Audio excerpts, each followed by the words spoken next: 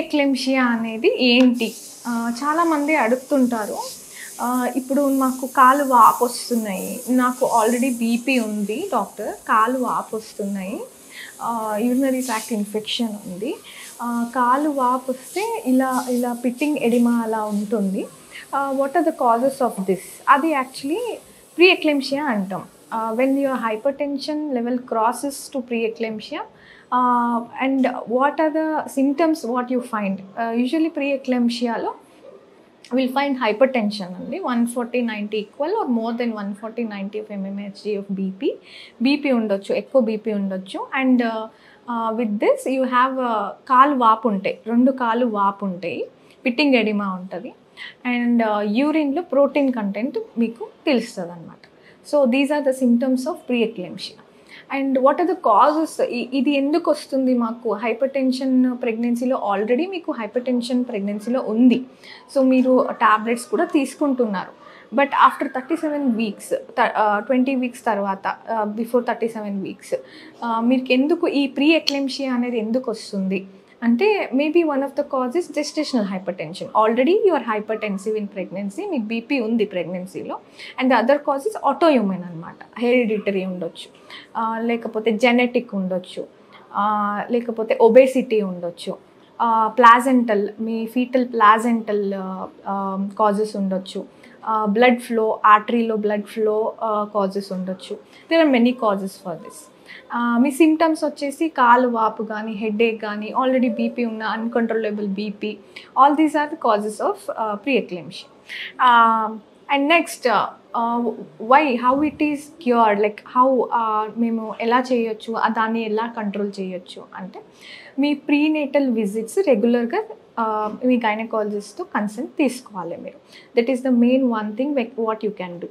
The other thing is taking your medications on time, lowering your salt intake, and you can even reduce your stress levels, and regular intake of your medications is much more important in this case. And physiological edema అనేది 2 times ఉంటుందండి. Physiological and ప్యాథాలజికల్ oedema అని ఉంటుంది.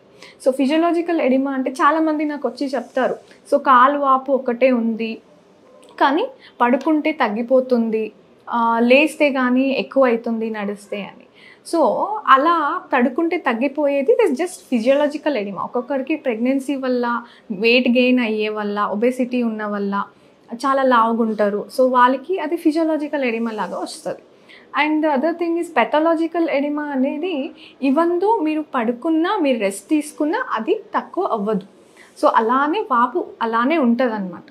So this is pathological edema. And after this coming to pre-eclampsia, మీరు treatment ఏంటి, దీనికి ఏం treatment అంటే medications treatment ఉంటుంది. And controlling your hypertension. Me hypertension మీరు ఎంత బాగా కంట్రోల్ చేసుకుంటారో మీ విజిట్స్ టు గైనకాలజిస్ట్ వాళ్ళ చెప్పిన ప్రకారం మెడికేషన్స్ తీసుకోవడం కానీ, మీ స్ట్రెస్ లెవెల్స్ లోవర్ చేసుకోవడం కానీ, సాల్ట్ ఇంటేక్ కూడా లోవర్ చేసుకోవడం కానీ, so you can control by all these things. ఏంటి ఈ కాంప్లికేషన్స్ ఏంటి? ప్రీ ఎక్లెంషియా కాంప్లికేషన్స్ ఏంటి? When you neglect this, when you don't take it seriously, so it can go into eclamptic conditions. So gestational hypertension, pre-eclampsia and eclampsia. So what is this eclampsia? అంటే ఈ BP, కాలు వాపు, ఇంకా మీ యూరిన్లో protein ఉండడము, plus ఇది neglect చేస్తే ఫిట్స్ ఏదో యాడ్ అవుతుందో, ఫిట్స్ వచ్చే ఛాన్స్ ఉంటుందో, దానికి మేము ఎక్లాంప్టిక్ కండిషన్స్ అంటాం.